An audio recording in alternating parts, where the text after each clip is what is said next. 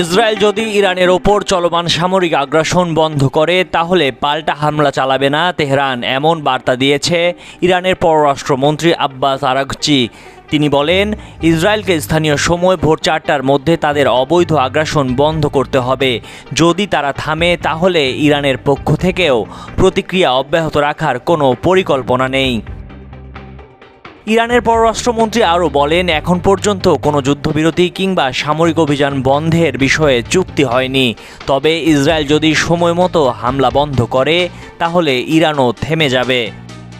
যদিও মার্কিন president Donald Trump বলেছেন, ইসরায়েল ও ইরান সম্পূর্ণ পূর্ণাঙ্গ যুদ্ধবিরতিতে সম্মত হয়েছে বলে জানিয়েছে আল জাজিরা। তবে দুই পক্ষের তরফ থেকে আনুষ্ঠানিকভাবে কোনো মন্তব্য আসেনি। এর আগে ইসরায়েলকে শাস্তি দেওয়ার অঙ্গীকার ব্যক্ত করেছেন ইরানের সর্বোচ্চ নেতা আয়াতুল্লাহ আলী খামেনি। তিনি বলেন, তাদের বিরুদ্ধে শাস্তি অব্যাহত থাকবে। সোমবার ইরানে যুক্তরাষ্ট্রের হামলার পর সামাজিক যোগাযোগ মাধ্যমে প্রথম বিবৃতিতে খামেনি এসব কথা বলেন। খবর আল জাজিরার। এক্সে দেওয়া এক পোস্টে তিনি বলেন, জায়নিস্টরা ইরানে হামলা করে একটি ভুল করেছে, তাদেরকে শাস্তি দিতে হবে। ইসরায়েলকে শাস্তি দেওয়া হচ্ছে এবং এখনই তাদের শাস্তি দেওয়া হচ্ছে। এদিকে ইরানের সরকার পতন ঘটানোর ইঙ্গিত দিয়েছেন যুক্তরাষ্ট্রের প্রেসিডেন্ট ডোনাল্ড ট্রাম্প। নিজের সামাজিক যোগাযোগ মাধ্যম ট্রুথ সোশ্যালে ট্রাম্প লেখেন, সরকার পরিবর্তন শব্দটি রাজনৈতিকভাবে সঠিক নয়। তিনি প্রশ্ন রাখেন, ইরানের বর্তমান শাসন ব্যবস্থা যদি দেশটিকে আবার মহান করতে না পারে তাহলে কেনই বা সরকার পতন হবে না।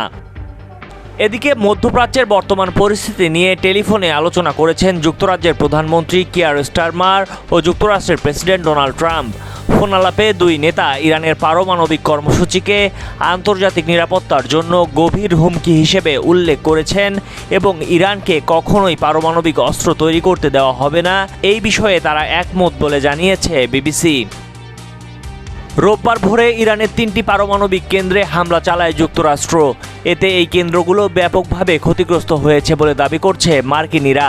তবে পারমাণবিক কেন্দ্রে হামলা চালালেও খেলা শেষ হয়নি বলে মন্তব্য করেছেন ইরানের সুপ্রিম নেতা আয়াতুল্লাহ আলী খামেনির শীর্ষ সহযোগী আলী শামখানি। ইরানি বার্তা সংস্থা ফার্স নিউজ জানিয়েছে, খামেনির সহযোগী বলেছেন, পারমাণবিক স্থাপনাগুলো সম্পূর্ণ ধ্বংস হয়ে গেছে, এমনটি ধরে নিলেও খেলা শেষ হয়নি। সমৃদ্ধকরণকৃত উপাদান, স্বতন্ত্র জ্ঞান এবং রাজনৈতিক ইচ্ছাশক্তি অক্ষুণ্ণ থাকবে, চমকও অব্যাহত থাকবে।